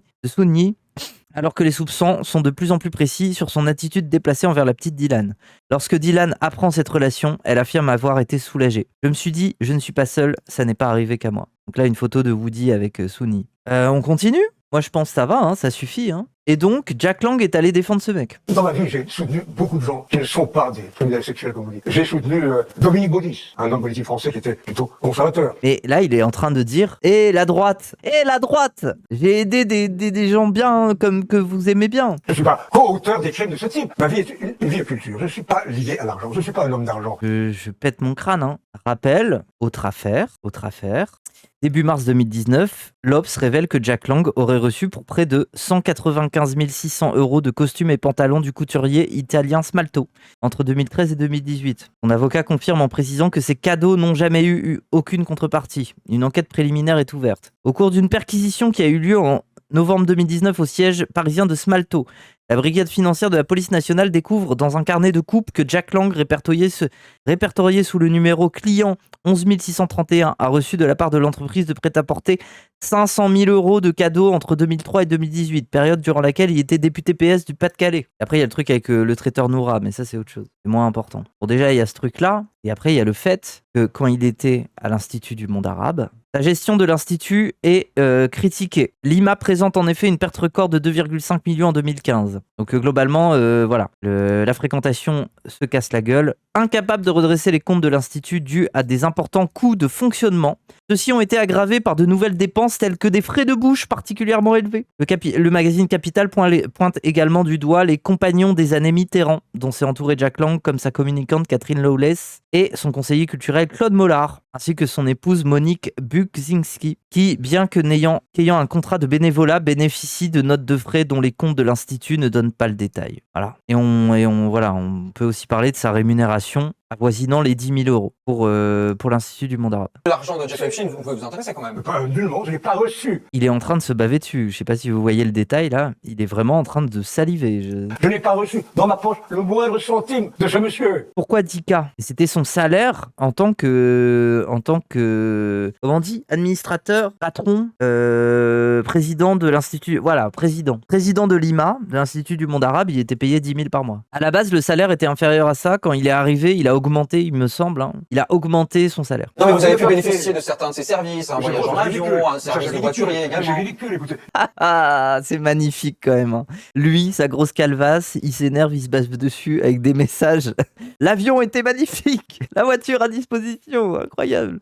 Encore une fois, je déplore que la presse américaine d'abord, française surtout, enfin, n'ait jamais fait enquête sur ces crimes. Bah non, c'est pas vrai. Aujourd'hui, on peut pas dire ça en fait. Et puis même, qu'est-ce qu'il raconte? Il y a eu des articles de Vanity Fair à l'époque. Oui, la presse s'en est pas emparée comme un truc massif, mais il y a eu des journaux qui se sont sérieusement impliqués là-dedans. Vous lui avez présenté également des femmes et des hommes politiques? Non, sérieux, je crois pas. En tout cas, il y a des mails qui laissent penser que c'est le cas. Et alors, votre fille lui dit... Et alors? Mais c'est hyper important, bordel! Salut Jeffrey, Jack demande si tu es disponible pour rencontrer DSK lundi. Et voilà. Tout à l'heure, on était en mode DSK, mais il y a de grandes chances. Bah voilà, évidemment DSK. DSK, Michel Sapin. Qui était lui-même d'ailleurs, à l'époque, poursuivi pour proxénétisme aggravé. Arrêtez, mais c'est vrai, au niveau de la chronologie, c'est vrai, il avait déjà des casseroles au cul, c'est grave. Peut-être qu'il a souhaité le rencontrer alors. Et alors? Mais là, c'est ta fille qui lui propose. Ça commence à me faire tourner la tête là, tant de mensonges. Vous avez fini, après avoir résisté quelques jours, par démissionner de l'Institut du monde arabe, de la présidence de l'Institut du monde arabe, suite à l'ouverture de cette enquête du parquet national financier. Oui, parce que les macronistes lui ont littéralement demandé de le faire. Je pense qu'il a reçu un coup de fil de Macron qui lui a dit allez, tu sautes quoi. J'ai reçu des messages et des appuis de gens que j'aime. Le président Macron lui-même. On va jamais s'en sortir si le président suce la bite de Jack Lang. Gérard Depardieu qui sexualisait une fillette d'une dizaine d'années en Corée du Nord, et vous aviez alors officiellement approuvé une tribune de défense de Gérard Depardieu. Il était encore dans ce truc-là en plus. Alors que là, on vient d'apprendre que Gérard Depardieu a lâché son... Oui, autre nouvelle. Gérard Depardieu est rétracté dans le fait de faire un procès à France Télévisions sur le documentaire. C'était un complément d'enquête, c'était ça aussi. Donc voilà. Aujourd'hui, plusieurs députés réclament la création d'une commission d'enquête sur l'affaire Jeffrey Epstein. Donc rappel, c'est la France Insoumise qui a demandé ça. Commission qui a été refusée par Caroline Yadan. Oui, pardon, les deux, je les confonds parce qu'elles se ressemblent. Oui, c'est Yael Braun-Pivet, pardon, c'est pas Caroline Yadan, rien à voir. Mais oui, Yael Braun-Pivet par rapport à son présidente de l'Assemblée. Donc oui, c'est à ce rôle-là qu'elle les a envoyés se faire foutre. Gisèle Halimi était une camarade socialiste lorsqu'elle a mené combat pour que le viol soit criminalisé. Oui, c'est normal. Mais tu veux une médaille, c'est logique en fait. Je suis un militant des droits des femmes. Oui, j'ai une amie féministe, oui. Et on s'en fout des droits des femmes. Au Maroc, apparemment, on t'a chopé avec avec des petits garçons, donc déjà, bon. Contribuer à obtenir de Lionel Jospin que la parité homme-femme soit pleinement respectée. En fait, j'en peux plus. C'est vraiment les engences du Parti Socialiste qui se cachent derrière le fait qu'ils ont été au pouvoir et qu'ils ont mis en place des trucs. Enfin, je veux dire, désolé, Jack Lang, si vous faites l'inventaire de ce qu'il a fait quand il était ministre de la Culture, oui, ok, il a fait des bonnes choses. Le 1% artistique, les fouilles archéologiques préventives, il y a plein de trucs qui sont bien. Mais il était au pouvoir, en fait. Genre, évidemment qu'il a fait des trucs, quoi. Quelqu'un d'autre aurait pu le faire à sa place, en fait. Ça n'est pas un héros, genre, c'est bon, quoi. En tout cas, vous avez eu longuement l'occasion de vous exprimer ce soir, Jack Lang. Merci beaucoup d'avoir accepté notre invitation. T'es indécent. C'est indécent. Il y a de quoi être malade. Hein. Waouh. Psyop de la part de France TV, ne vous faites pas avoir. Tao Khan. Comment ça, Psyop? Non mais attends. Va falloir être... Hein? Tu viens dans mon chat comme ça. Si c'est bien toi. Tu veux pas... Quoi? Explique. Pourquoi Psyop? Tao Khan a des bails. Bah je sais pas. Si c'est lui, il est là. Caroline Lang est dans le Black Book d'Epstein. Donc avant 2005, elle a été recrutée par Maxwell Communication en 1980. J'en peux plus, frère. À chaque fois, je suis là, je creuse. Et je n'en suis qu'à la version officielle à chaque fois. Et après, t'arrives et tu casses tout, quoi. Frère. Mais c'est quoi ça? C'est quoi ça? En vrai, tu veux passer vite fait en vocal, pas longtemps. Allô? Allô? OMG, ça va ou quoi? On m'entend là? Oui, je crois qu'on t'entend. Ok. J'ai branché mes appareils parce qu'ils n'étaient pas branchés, donc j'ai entendu si tu parlais, si tu disais des trucs, je sais pas ce que tu disais. Mais je disais qu'on pourrait aborder 30 000 trucs sur la France, mais... Ah oui, oh oui, ils ont bien abordé plein de sujets d'ailleurs, très très bien. Oui. Mais après, vraiment, nos bons journalistes français, quoi. Ça fait plaisir, ça investit quelque part. Hein. Il a bien cook, le Jack Lang, l'autre Tristan, là. Oui. Et attends, Jack Lang était vénère, là. Il sait. Oui. Il voulait mordre, hein. Il bavait et tout. Non, quand même, les journalistes, tu peux pas dire ça. Je trouve que les journalistes ont fait un bon travail cette fois-ci. Ah bah oui. Hein. Merci à Mediapart d'avoir fait tomber Jack Lang pour fraude fiscale. Mais c'est vraiment ça le problème de Jack Lang. Mais du coup, mais sérieux, quoi. En vrai, c'est surtout Jack Lang parce que là on a eu l'interview. Après, moi je suis très curieuse de Ariane de Rothschild aussi, mais vas-y pour Jack Lang. Mais du coup, là on est d'accord. Oui, voilà, on est d'accord que là, les éléments qu'on a eu là, les mails, la fille, les visites. Moi, il y a le truc des Bourbons des Deux Siciles là. Apparemment, ils se seraient rencontrés en 2012 dans un dîner à l'odeur de Woody Allen. Oui, ils se sont rencontrés en 2012. Non mais sérieux, quoi, sérieux. Tu veux que j'envoie les documents? J'ai tous les documents. Là. Regarde, je source.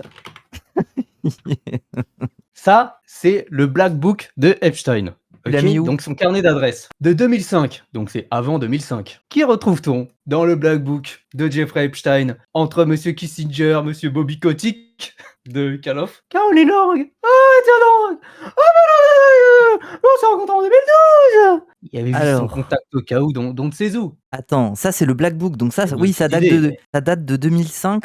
Contexte, le Black Book, c'est son truc pour son anniv? Non, rien à voir. Non, ça c'est le Birthday Book. Oui, c'est Birthday Book. Black Book, ça a été retrouvé dans quel cadre, ça? Oh là, c'était un majordome, je crois, qui avait leaké les trucs, et puis après, c'est 2005, ça. Ok, ouais, on voit pas trop avec ma cam, mais si vous voyez pas, voilà, dans la capture, Lang, Caroline, avec ses coordonnées et tout ça. Donc ça, c'est un truc qui date de 2005, ça. D'avant 2005. D'avant de 2005, ok. En 2012. Mais il se trouve qu'en fait, il s'était fréquenté... Enfin, c'est pas par Epstein, en fait, mais c'est un nom qui n'a pas été prononcé une seule fois, Maxwell, de tout le reportage. Oui, c'est vrai. Oui. Elle a quand même la nationalité française, elle est quand même née en France. Le volet français, on ne parle pas de la bonne Ghislaine. Et en tout cas, ce que je peux vous dire dans le chat, c'est que Caroline Lang a été recrutée à la Maxwell Communication en 89. C'est quand même marrant, c'est quand même un petit hasard. C'est pas une donnée cachée, c'est sur sa page Wikipédia. Hein. Mais ah ouais? Attends. Eh oui. Et là, c'est là que je pose la question. Les journalistes de France TV, incompétence ou CIA, manipulation, Mossad, DGSE, DGSI? Ah mais oui, elle rejoint en 1900, c'est sur Wiki littéralement, Maxwell Communication à Londres. Tout est sous vos yeux, C'est même pas caché, hein. Mais ils ne le disent pas. Mais voilà, c'est la classique, c'est la CIA, c'est comme Maria Farmer, ça. Mais je ne développerai pas ce soir. Toi, tu crois au truc du Maroc? Tu penses qu'il y a une Maroc Connection là, là où il s'était fait choper la Mamounia? Oh mais bien sûr, mais mais tu sais que le Maroc et les services, hein, il y a quand même. Le Maroc était au Safari Club, pour rappel, pour ceux qui avaient suivi le live précédent. Oui. Il y a des vieilles affaires de coopération. Ben Barka avec Israël. Mais... Enfin bon, je parlais de la privatisation de TF1. Oui, tu parlais de ça. Ils ont fait la privatisation de TF1 dans les années 80. Ouais. Qui a été effective en 87, me semble-t-il, la privatisation de TF1. Vous savez par qui TF1 a été racheté? Bah, ils ont sur l'écran la Bouygues. Oui, Bouygues. Oui, c'est ça, Bouygues. Par un consortium entre Robert Bouygues, Bernard Tapie et Robert Maxwell. Arrête. Okay. Monsieur Maxwell qui était au capital de TF1, qui s'est fait exfiltrer. Arrête. Monsieur Bouygues qui est en lien avec les services secrets français et Monsieur Tapie qui est en lien avec la mafia italienne, mais ça, j'en parlerai plus tard. Non, mais je regarde par la fenêtre s'il n'y a pas un snipe. Et vous savez que les négociations sur la privatisation de TF1 se faisaient à une époque où Jack Lang était ministre de la Culture. Oui, donc mais donc sa fille Et bosse. Jack Lang a aussi supervisé des grands projets, notamment le projet de l'Arche de la Défense, dans lequel Robert Maxwell a mis de l'argent avec Bouygues. Et wesh, mais ça veut dire avant ça la connexion. Ah putain, mais ça veut dire que les Lang ils bossaient avec Robert Maxwell à l'époque et que du coup Caroline, elle a gratté un stage entre guillemets. Un beau poste. Très beau poste. Un très beau poste dans l'entreprise de Maxwell. Donc du coup la fille qui était une des favorites de son père et qui a été mise aux affaires très très tôt et qui a été considérée, même amenée à être sa représentante pour des dîners, pour des relations, des trucs comme ça. Il y avait forcément une connexion. Elle connaissait les affaires, elle connaissait qui bossait pour lui. Non, tu penses? Après, c'était une femme et le monde était sexiste et il était dur. Girl boss. Moi, je pense que France TV, ils ont fait un move féministe en ne parlant pas de Ghislaine Maxwell parce que c'est trop, les femmes, elles prennent trop cher. Ça va être ça. Le féminisme CIA, tu sais, celui de Gloria Steinem, la petite amie de John Stanley Pottinger, qui était l'associé de Jeffrey Epstein et puis l'avocat des victimes à son procès, après avoir cover-up Martin Luther King et les autres actions de la CIA, massacre de Kent. Enfin bon, psyop, c'est une psyop. Ce reportage est une psyop, ne vous faites pas voir. Mais attends, ne croyez pas que ils ont fait le taf. Pas du tout, c'est faux. Mais attends, tu veux dire quoi par là? Tu penses qu'ils ont été négligents sur l'enquête et ils étaient en mode on a cherché dans les sources et tout, en fait ils s'en sont battus les couilles, ou alors ils essayent de trouver un couloir pour que Jack Lang soit à la fois accusé, il assume des trucs mais pas totalement et qu'il puisse s'en sortir, tu penses? Écoute, d'aucuns diraient que la loi de Branlolini dit qu'il ne faut pas attribuer à la malveillance ce que la stupidité peut expliquer. Mais j'ai quand même l'impression qu'ils ont bien fouillé les mails, qu'ils ont retrouvé des gens, donc ils sont capables de travailler. Donc c'est vrai, pourquoi ne pas avoir voulu explorer la connexion Maxwell? Oui. Pourquoi? Ils n'avaient pas le temps, le format c'est 50 minutes. Oui, c'est ça. Je sais pas quoi te dire, Taokan. Je sais pas quoi te dire, moi je crois au quatrième pouvoir. Ouais. Le quatrième pouvoir des chaînes possédées par M. Bouygues, M. Maxwell, M. Berlusconi à l'époque, de la loge P2. La loge P2, c'est quoi ça? C'est pas Pédo plutôt? Ah, c'est encore autre chose. Okay. Le MK Ultra. Non, mais le MK Ultra, c'est dépassé, les gars. C'est autre chose maintenant. Mais attends, Taokan, tu vas faire une seule vidéo de 10 heures, de 20 heures, là, qui va parler de tout ça? Ouais. Ou tu vas faire une série de 3 saisons? Oh non. Et oui, il fait mal à la tête, là. En fait, je vais vomir. C'est comme un manège, en fait. Je pense que ta vidéo, ça va être comme un manège. Comme si tu faisais le grand 8, mais pendant plusieurs heures. Mais non, c'est pas casse-tête du tout, c'est très simple. C'est simple, il a dit. Mais moi, je passe des heures, des fois, à fouiller des trucs et tout. C'est pas simple, arrête. Mais franchement, Caroline Lang, c'est sa page Wikipédia. Hein. Faut pas aller chercher loin. Hein. Oui, non, ça, c'est dingue. Ouais, non, ça, c'est une folie. Le truc est littéralement noir sur blanc. Ouais, t'as raison. Et c'est pas moi qui l'ai mis sur Wikipédia. Voilà, facile. Ah ouais. Mais moi, j'aurais envie de te demander, du coup, parce que revient le truc. Ah oui, il y a une photo de Jeffrey et de Jean-Marie Le Pen. Ah non, de Siad. Ah oui, non, Siad, oui, pardon. Toi, tu penses Jean-Marie, il mettait ses... Siad, ils ont dit il était kabyle. Il est pas kabyle? Il est juif, mais bon, c'est pas... Voilà. Il se trouve que... Je sais pas pourquoi ils ont précisé ça, du coup, mais... Bon, okay. Voilà, quoi. Bah, parce C'est qu'on sur ce est, point que je veux dire. on est dans une période où l'antisémitisme, c'est pas bien. Faut arrêter. Il se passe trop de. C'est vrai, mais Faut pourquoi pas en dire rajouter. Kabyle? Je ne sais pas, bon, bizarre. Ok. Mais Et c'est vrai que la photo de Jean-Marie Le Pen, bah oui, qu'est-ce qu'il fout là en fait? c'est marrant. Bon, après, c'est peut-être juste un selfie avec tonton. Oui. Mais oui, et moi, je voulais te demander aussi Ariane de Rothschild. Elle est mouillée avec Macron. C'est pour ça que là, on va pas avoir grand-chose qui va avancer. Jack Lang aussi. Ils ont montré la photo de Jack Lang et Jeffrey devant la pyramide, mais oui. Ils ne disent pas que le message juste avant, c'est ouais, Jack, je suis en train de dîner avec le gouvernement. Avec le gouvernement? Quoi là? Et il dit dans la conversation, là, il dit qu'il dîne avec le gouvernement. Jeffrey. Oui, attends, j'ai trop retrouvé le truc. Mais à l'époque, enfin, bon, c'était. les journalistes de France TV ont bien travaillé, puisque. Ah oui, mais à l'époque, oui. Attends, pyramide du Louvre, elle a été faite à quelle époque? C'était pendant Macron ou c'était pendant Sarko? Ou Hollande, je sais plus. Non, la pyramide du Louvre, c'est Mitterrand. Ah ouais? Mais c'est dans la période privatisation de TF1. Okay. Now at the pyramid with the entire government, the ministers of the elite. Bon, peut-être qu'il était en train de dîner avec un autre gouvernement, avec le gouvernement slovaque, à la pyramide du Louvre, quoi. Oui, et il a pris un jet super rapide. Ça veut rien dire. C'est pas parce que c'est la pyramide du Louvre que c'est forcément le gouvernement français, évidemment. Oui, c'est vrai, c'est vrai. Ah, du coup, Steve Bannon, cool. Je suis à la pyramide du Louvre avec tout le gouvernement. Quels sont tes projets? Macron, gouvernement? Oui. Le ministre des élites, frère. Mais c'est Jeffrey qui dit le ministre des élites. Mais c'est les ministres. Les ministres. Ah, les ministres de l'élite. C'est votre gouvernement dans le chat. Il parle de votre gouvernement. Et là, ça dit quoi? Ça dit... Bon, il y a la petite photo, le petit selfie, là. Amazing photo. French power. Juste nous deux sur toute la place. French quoi? French power. French power. Power move. Mais c'est vraiment les best bros, hein, les deux, Steve Bannon et lui. Mais tu vois, le reportage, si tu vois l'interview, t'es pas trop au courant, t'as vraiment l'impression, il lui rentre dedans, vraiment. Le Jack Lang, il lui met le nez dans la merde, là. Oui. Alors, t'es sur le jet, le message d'avant la photo. Bah, je suis en train de dîner avec tout le gouvernement Macron. Et là, ils sont forts, hein, pour faire semblant, l'opposition contrôlée, là. Bah, après, peut-être le mec, c'est pas lui qui a enquêté, quoi. Bah oui, bah, évidemment. Mais les autres. Oui. Mais tu penses qu'ils ont eu un... En fait, attends. Est-ce que tu penses qu'il y a eu un petit coup de fil en mode, bon, faites votre docu, de toute façon, les gens en parlent, il faut que des choses sortent, mais par contre, vous allez donner l'impression de mettre le paquet, notamment avec le truc où on trouve Daniel Siad dans un bar. Par contre, vous minimisez tout un aspect où ça se connecte un peu plus à nous, en fait.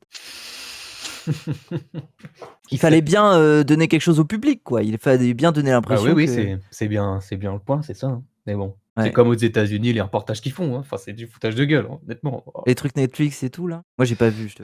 Bah après, de toute façon, tu vois bien qu'ils anglent que sur l'angle sexuel. Hein. Oui, bah oui. C'est pas les réseaux. Oui, bah c'est le truc censé. Oui, bah oui. Oui, après, je suis désolé. Macron, il était peut-être pas au courant. Hein.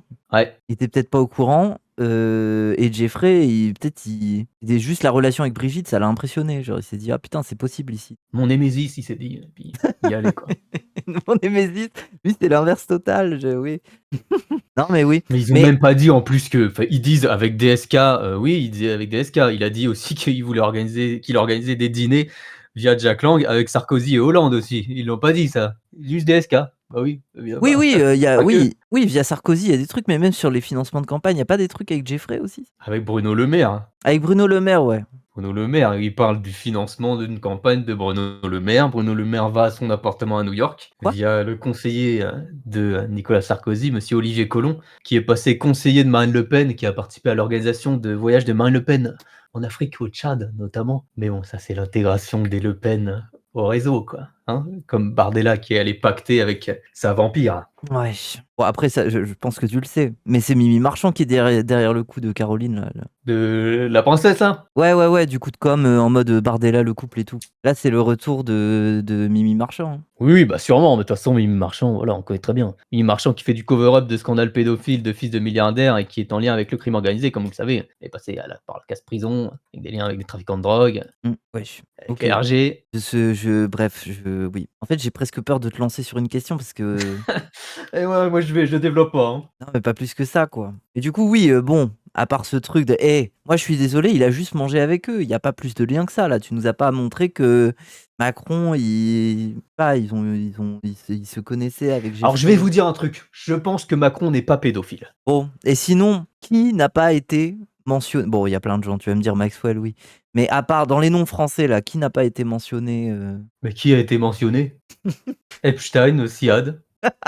Ah non, il est pas français, il est Mais suédois. Siad, il prend trop cher parce que justement, c'est un peu Parce un que moins c'est une que petite rien. main. Oui, voilà, c'est Exactement. une petite main. Oui. C'est pour ça que. C'est lui et il le cible. Oui, c'est ça. En fait, limite, on l'a vendu. Enfin, le fait qu'ils aient un plug pour aller le trouver dans un PMU, enfin, c'est que on l'a jeté sous le bus un peu. Oui, mais je vais te dire un truc, pour moi, ils mentent. Oui, on l'a cherché à New York, à Barcelone. On l'a trouvé juste à Paris, quoi. Juste le bar à côté. Le des bar locaux à France côté. TV. C'était juste là. Mais on a fait le tour du monde, le Canberra, Rio de Janeiro. Vraiment, on a taffé, quoi. Il est au bar à côté. Mais bon, merci pour le taf.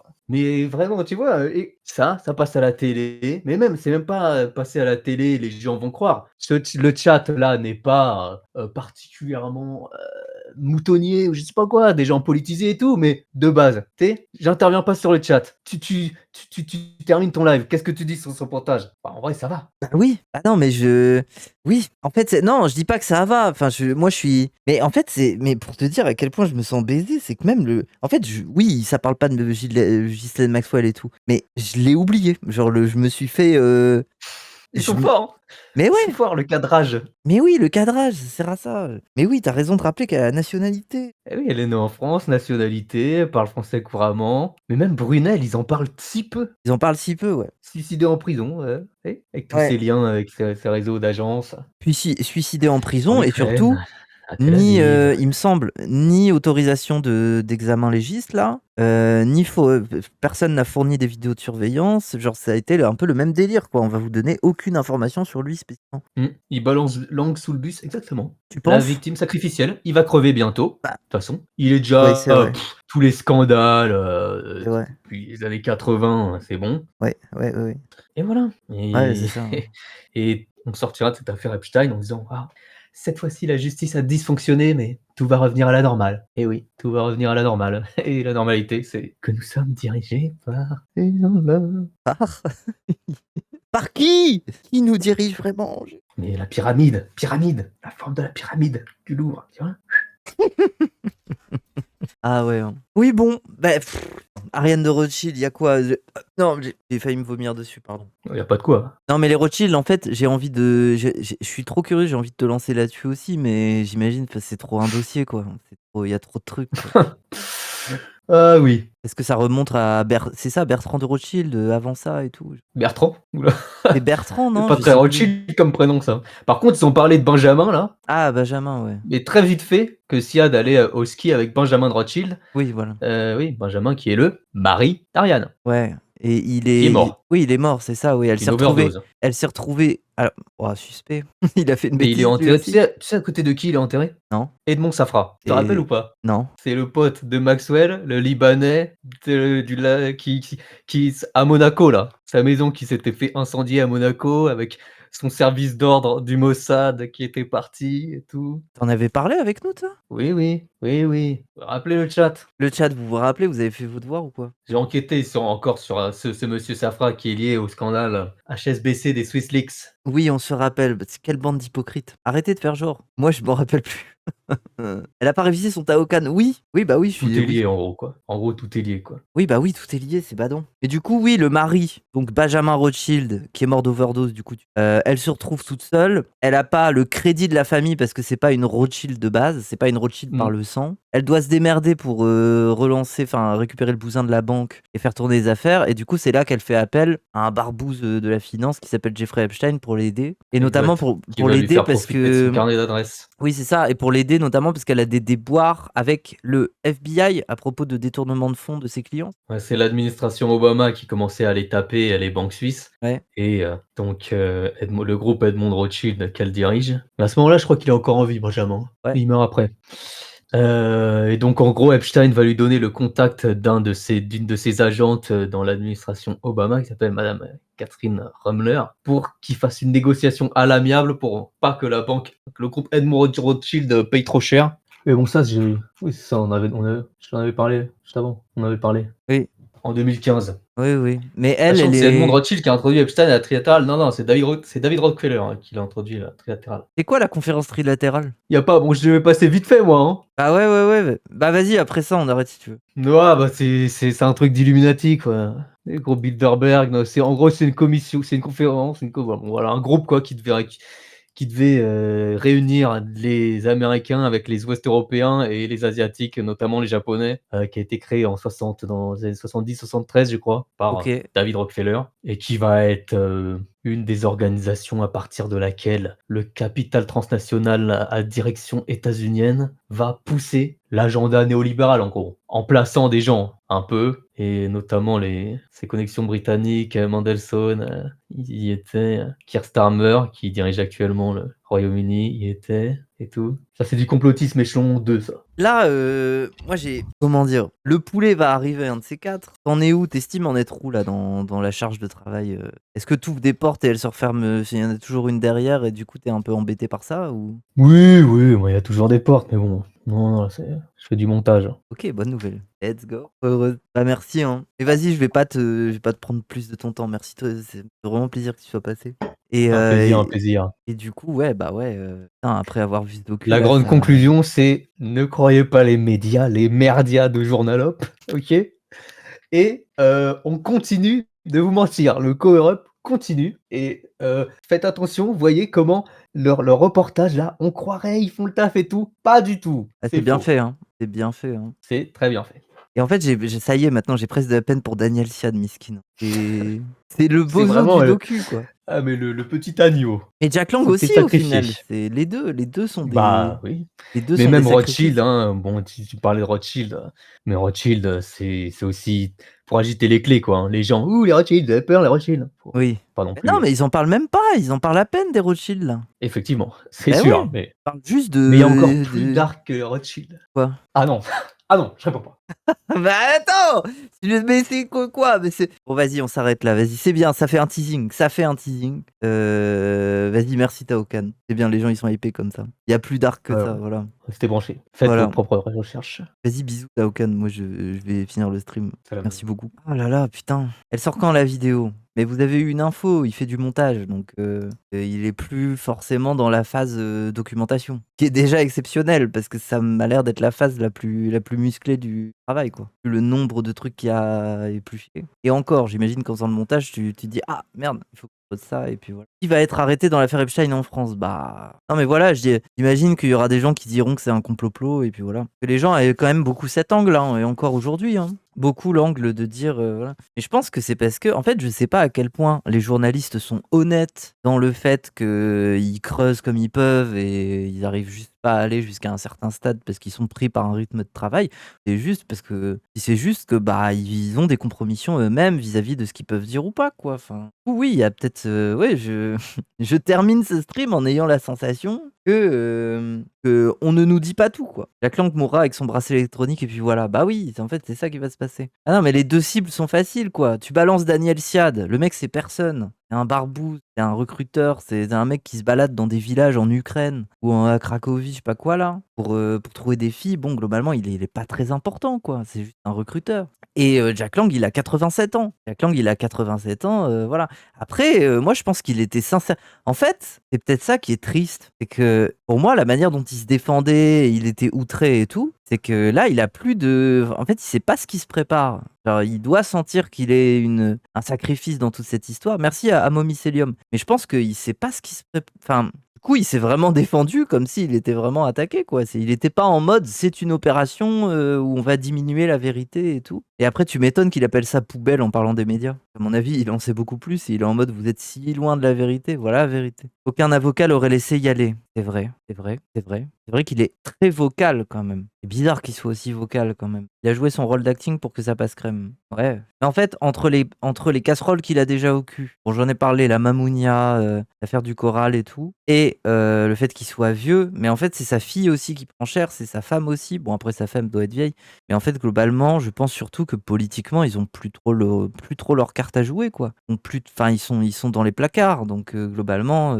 ils ne manqueront à personne. Imagine. Ils ont vu ce qui s'est passé avec Sarko, ils savent qu'il va rien se passer. Bah oui. Oui, en fait, l'expérience Sarkozy, le bouquin, les 30 jours de prison, le larmoiement, les manifs, le bracelet, finalement il fait son footing, il l'enlève. En fait, je pense que c'est presque un exercice pour voir à quel point l'opinion publique va s'indigner de comment on traite un type comme ça, quoi. Pour une affaire bien moins importante, on rappelle. Enfin, je veux dire, bon, c'est quand même important cette affaire, mais comparé au réseau Epstein, c'est rien, quoi. Aïe, aïe, aïe, je tremble de la jambe carrément, je la secoue là. Eh ben, on n'a pas fini avec cette affaire. Hein. Jack Lang, c'est juste un pion dans l'affaire. Je pense même sa fille est bien plus impliquée que lui. Bah oui, c'est elle qui a eu le poste. C'est elle qui a eu un poste chez Maxwell. Mais ça, je rappelle, mais ça, c'est fou, quoi. Je rappelle, enfin, ça, c'est le truc qu'a dit Tao Kwan qui est le plus dingue. Hein. C'est qu'effectivement, quand on va sur la fiche wiki de Caroline Lang, carrière, première ligne, elle rejoint en 1989 Maxwell Communication. C'est une dinguerie. Donc on rappelle Maxwell Communication, qui est le groupe de Robert Maxwell. Robert Maxwell, père de Ghislaine. Ghislaine qui va être un peu la préférée de son père, qui va être très vite mise aux affaires et tout. Qui, en tant que représentante de Maxwell Communication, va rencontrer Jeffrey Epstein, vont avoir une liaison, et ensuite le père de Ghislaine Maxwell va être retrouvé mort près de son yacht, je crois au large des îles Canaries. Les gens ont conclu, encore une fois,